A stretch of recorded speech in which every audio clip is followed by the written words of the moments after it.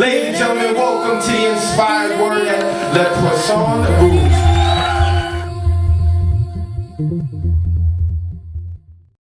Know and adore and love. But I tend to believe that Lincoln might be funnier. I used to consider Nixon funnier. This is about Nixon for Mike. Yorba Linda, a bare-bones farmhouse, austere, clean-swept, with simple people dressed in hand-spun cloth, chairs on wall pegs, a butter churn, wood-burning stove, raw milk in a jug, and a bowl after bowl of honey. Nixon's Quaker ancestors. Not the best of Quakers, these Nixon makers, but Quakers nonetheless. Prepare for the onset of Richard Nixon. Look closer at that family tree. You see that spark? Watch that spark. A visit inside a mother's ovary where the ripened egg, which is to become Richard Nixon, is ready for fertilization. Whoop, down the fallopian tube, Nixon explores his eggness. Somewhere in this mother's uterus is the sperm, one among millions moving toward the egg. Nixon exploring spermness. Nixon's childhood ensues, followed by a molting period, then a pupa stage. Nixon emerges from the chrysalis, a fully formed Nixon. That's better, he says. Now I can get down to brass tacks. Chapter 2. Nixon kicking a beer can down the street. A flatbed truck oncoming at top speed, looming larger. Motor, motor, motor. The driver leans out the window, ringing a handbell. Ding-a-ling-a-ling-a-ling! Special delivery, the driver yells. Hiss of brakes and the truck stopping next to Nixon. The driver hops down. You, Nixon? Yes. I'm a flatbed, a single crate with air holes. In the driver's hand, a clipboard. Ooh. What's that? Ooh. It's a dog all the way from Texas. Sign here. The driver crowbars the crate and the planks drop forward. There she is, a Cocker Spaniel, black and white and spotted. Nixon loves the dog, and regardless of what anyone says about it, he's gonna keep it. Introducing Checkers. Chapter 3. Dogs think in italics. Checkers thinks in bold italics. I will make this man his fortune. Chapter 4. Nixon giving Checkers a bath, singing a Checkers song. Checkers' coat is darkly wet, and she has soap suds on her head, smiling, tongue panting out. This is a very good dog, and Nixon is full of big ideas. Chapter 5.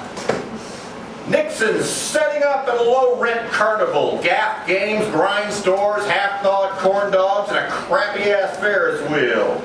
Nixon and Checkers. Nixon wearing a Checkers suit, a Cocker Spaniel costume loosely hung on his slouchy frame. Checkers is Nixon in a dark pinstripe stolen from the chimpanzee's wardrobe. Their paper hats emblazoned. Nixon's the one! Doggy-doo, Nixon calls. Get your Nixon doggy-doo. Everyone wonders why Fido did it right in the living room. Only you know it's a fake. It looks real. The Rubes, those Elmers, lining up to buy Nixon's synthetic poo. Pat's the gal manning the beer tent. The drunker the Elmer, the more of Nixon's poo they buy. They can't get enough of that doggy-doo, the pinnacle of boozy humor. Put the poo on Pat's counter, hope for a sexy blowjob in return. Lurch away for getting your poo. Repeat process. Nixon retrieves the poo and sells it again. Repeat process. Pat's impressed by his horse sense, and Nixon thinks she's hot. I like your tits, he says. Courting Pat, doggy style. He laps up beer and humps the cotton candy stand. He howls and growls and dances a jig, peeing against the tent. He pumps his paws in the air and thrusts his hips, singing, I'm gonna make you my wife. Is she a leggy wonder or a lurching freak? No, Oh, she's a groovy woman pie. Bells ring churchily. Nixon and Pat have a child who has explored her eggness and spermness. They name the child Cyclops. Does the child have one eye? No, she has two. They have another child and name her Trisha. How many eyes does Trisha Nixon have? Your guess is as good as mine. Nixon's antics take him to Congress and then the White House. Hilarious! Chapter 6.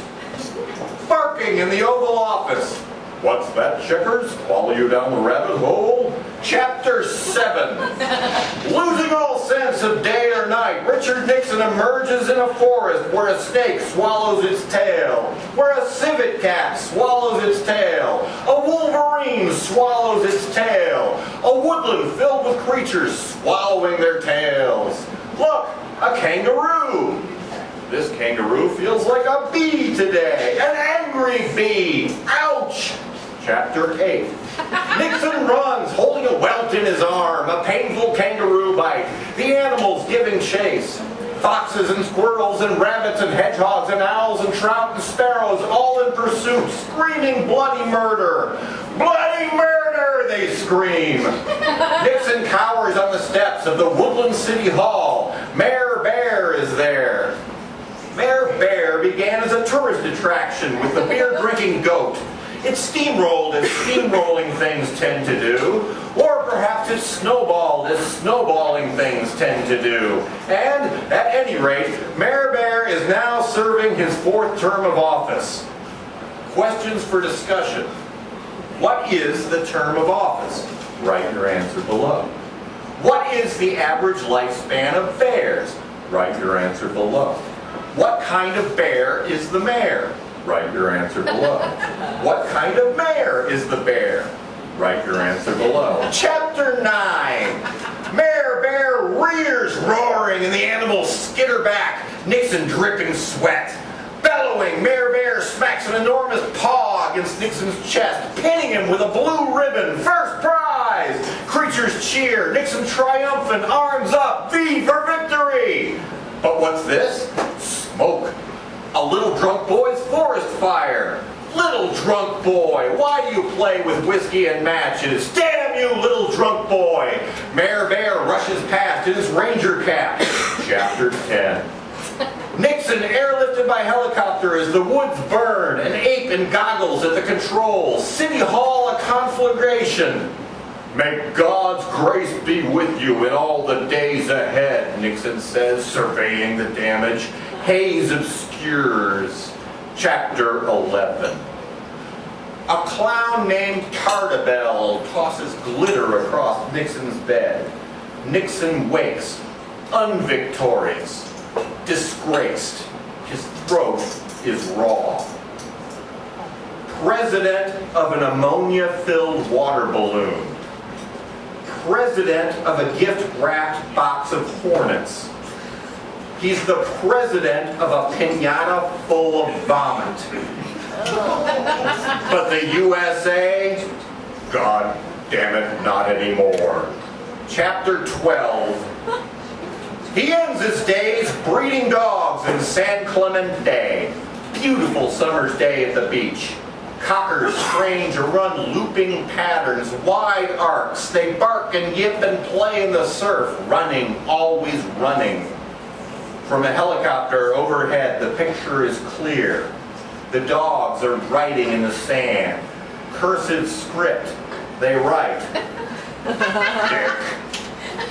Dick. Dick. It stretches for miles. It stretches.